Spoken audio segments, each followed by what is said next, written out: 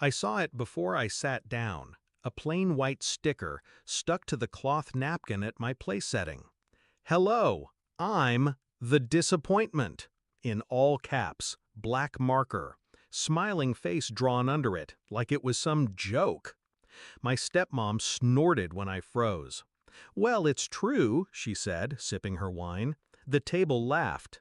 Dad didn't, but he didn't stop them either. I stood up, clinked my glass with the fork, calmly. Their laughter died fast. I'd like to make a toast, I said. They waited for the punchline. I gave them a funeral. To the last time you'll ever see me. Dad's face dropped.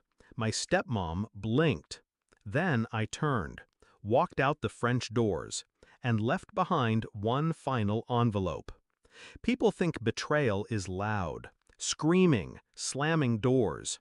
They don't understand the quiet, how silence cuts sharper when it comes from someone you once tried to love. Dad wasn't always like this. Before her, we used to build tree houses and eat grilled cheese at midnight. He called me Champ back then.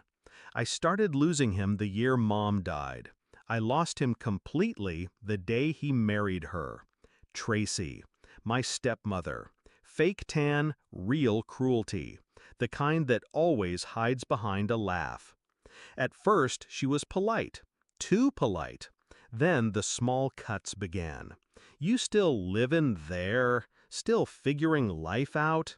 Then came the whispers at parties. He never really got over the phase thing. You know how sensitive that one is. I'd walk into a room and watch conversations fall off cliffs. Dad never defended me, never noticed. Or maybe he did, and just didn't care enough to stop it. I stayed quiet for 3 years. Sat through dinners where I was ignored. Holidays where my name was an afterthought on the gift tags. Then, last Christmas, I found a folder on Tracy's laptop. She left it open. She was drunk. She always got sloppy when she won. Inside were screenshots, my private messages to Dad, ones he never replied to. She had forwarded them to herself, labeled the folder Exhibit A, Drama Queen. She mocked my grief, mocked the way I'd tried to stay close. I copied every file onto my drive. Didn't confront her, didn't scream. I started planning. Dad's 60th was my deadline. Of course she planned it. I RSVP'd yes with a smile. And in the weeks before, I made moves, quiet ones. I sent anonymous emails to a few of her colleagues, linked them to a burner account I'd created. From there, I leaked snippets of the screenshots. They weren't explosive, but they were ugly enough, made Tracy look unstable, cruel, manipulative. Then I uploaded the full folder. Every message, every edited email, every fake text she'd sent from Dad, to a hidden drive.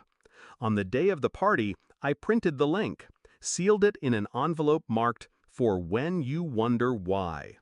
They thought I'd play my part, smile, nod, sit silently while Tracy made digs between courses. But that name tag?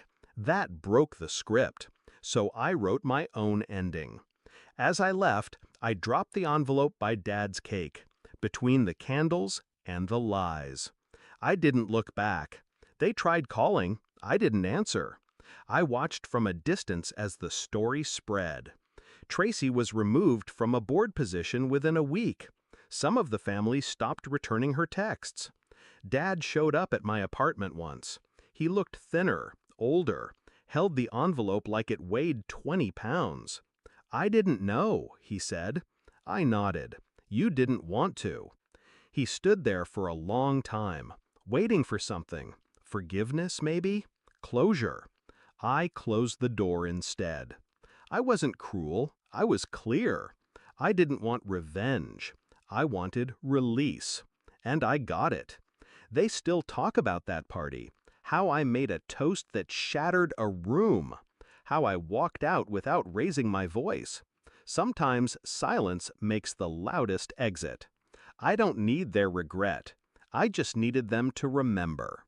The disappointment they dismissed was the one who finally left the table and flipped it on the way out. Word count 947. Let me know if you'd like to explore a post-revenge confrontation, if Dad ever gets his chance to change, or if Tracy tries to retaliate.